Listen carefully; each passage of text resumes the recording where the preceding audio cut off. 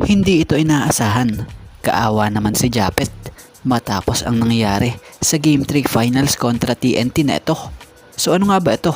So bago nga natin talakayin yan shoutout sa mga solid nating ka-teammate na sila Joby Lurot, Malyari Mascareñas, Ray Holanda, Rosauro Orbino, and Kat Sakino.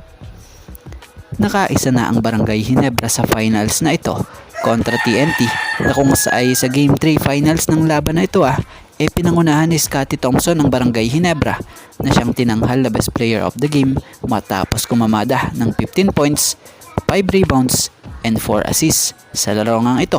Bukod kay Scotty kita naman din na nagtulong-tulong ang team ng Ginebra sa larong to kung ganda nga po ng ginawa nilang opensa at depensa.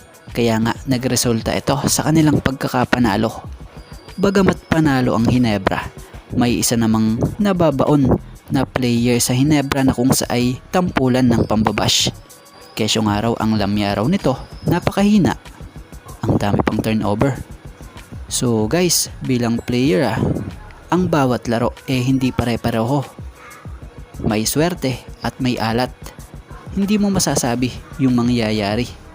Katulad dito kay Japet, yung nangyayari sa kanya, matatawag mo yung off night dahil tandaan nyo, buong conference, elimination, quarterfinals, semifinals, ang ganda ng nilaro ni Japs. At kahit nitong game 1, game 2 ng finals na kung double digits pa rin ang kanyang pagkamada. Pero nitong game 3 ang dami niyang turnovers at parang wala talaga siya sa kondisyon kung maglaro. So syempre, tao lang din yan. Siguro, tumatalab na rin talaga yung pagod sa kanya.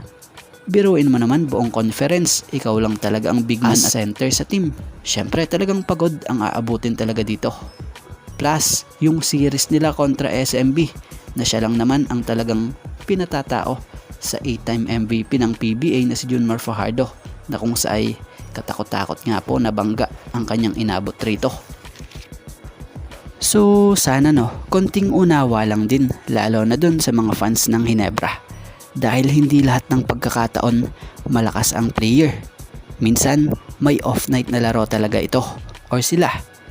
Pero asahan nyo, pag naka-recover, yang gaya na lamang nitong si Japet, balik impact muli ang laro nito. So grabe mga masasakit na salita ngayon kay Japet na ating mga nababasa. So yun, real talk lang, hindi ito deserve ni Japet. Dapat kung gaano nyo sinusuportahan ang team, ganun din nyo suportahan ang bawat player. So yan sa ngayon mga ka-teammate, eto nga lang po muna ang ating sports pasada and thank you for watching guys and God bless everyone.